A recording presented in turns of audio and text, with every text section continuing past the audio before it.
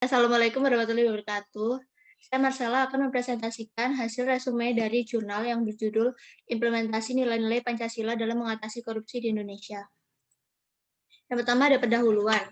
Korupsi adalah tindakan penyalahgunaan wewenang atau untuk salah, ulang dari awal. Assalamualaikum warahmatullahi wabarakatuh. Saya Marcella akan mempresentasikan hasil resume saya dari jurnal yang berjudul Implementasi Nilai-Nilai Pancasila dalam Mengatasi Korupsi di Indonesia. Yang pertama ada pendahuluan. Korupsi adalah tindakan penyalahgunaan wewenang untuk kepentingan pribadi. Yang kedua, korupsi sesungguhnya bukan persoalan baru dalam kehidupan di Indonesia. Sejak zaman Belanda menjajah Indonesia, korupsi sudah berkembang sangat pesat hingga menghancurkan kongsi dagang Belanda bangkrut. Saat Indonesia sudah merdeka pun, kasus korupsi tetap berjalan. Dan pada masa Orde Baru, korupsi semakin berjalan dan melibatkan para pejabat. Selain itu, para koruptor mendapatkan pembiaran dari penegak hukum. Lalu ada perkembangan kasus korupsi di Indonesia sangat tinggi dan tidak diimbangi oleh pemberantasan secara cepat. Korupsi menurunkan jumlah anggaran yang disediakan untuk berbagai program pemerintah, salah satunya Gross Domestic Product atau GDP, atau Produk Domestik Pasar. Hal ini dapat terjadi karena penyalahgunaan wewenang dan dibiarkan oleh penegak hukum yang lemah. Lalu, banyaknya kasus korupsi di Indonesia sudah merobek cita-cita bangsa. Korupsi melanggar tujuan negara hukum yang dituangkan dalam pembukaan UUD 1945 alinea 4 yang berisi melindungi segenap bangsa dan tumpah darah Indonesia, memajukan kesejahteraan umum, mencerdaskan kehidupan bangsa, dan ikut menjaga ketertiban dunia. Lalu metode penelitian ini, penulis menggunakan metode library research dengan menggunakan sumber referensi dari buku yang sesuai dengan materi mengenai Pancasila dan korupsi.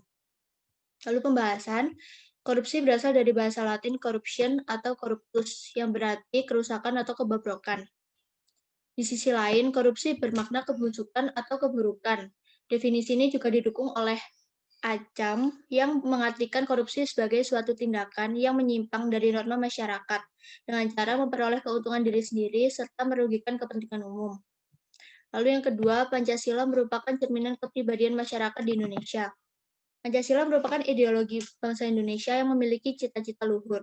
Masyarakat yang paham akan Pancasila pasti sangat menentang dan menolak perbuatan korupsi, dikarenakan menyimpang dengan nilai-nilai yang terkandung di Pancasila. Dikatakan menyimpang karena setiap orang yang korupsi ini adalah orang yang merebut hak orang lain. Korupsi jelas melanggar butir-butir nilai yang terkandung di Pancasila.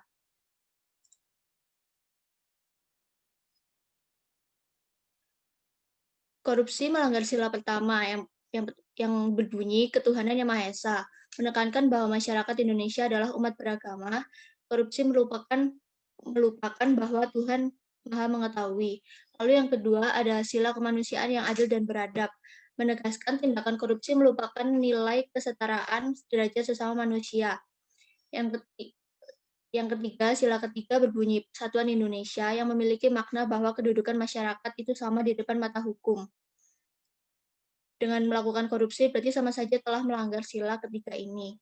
Lalu sila keempat berbunyi kerakyatan yang dipimpin oleh hikmat kebijaksanaan dalam permusyawaratan perwakilan, menegaskan bahwa dengan melakukan tindakan korupsi berarti orang itu telah melanggar sila keempat karena sila ini mengandung makna untuk bermusyawarah dalam mencapai keputusan bersama. Lalu ada sila kelima berbunyi keadilan sosial bagi seluruh rakyat Indonesia. Nah, dengan adanya korupsi berarti telah melakukan tindakan yang melenceng dari sila ini, karena sila ini memiliki makna yaitu adil terhadap sesama dan menghormati setiap hak-hak yang dimiliki oleh masyarakat Indonesia. Lalu kesimpulannya ada Pancasila merupakan ideologi bangsa dan pandangan hidup bangsa dalam kehidupan sehari-hari masyarakat Indonesia. Saat Indonesia dilanda oleh korupsi ini, mereka berarti kurang menegakkan hukum. Hal ini jelas menyimpang dari nilai-nilai Pancasila. Lalu untuk saran, sebaiknya pemerintah mulai menegakkan hukum yang yang berat bagi para koruptor agar mereka jerah dan tidak melakukannya lagi. Sekian, terima kasih.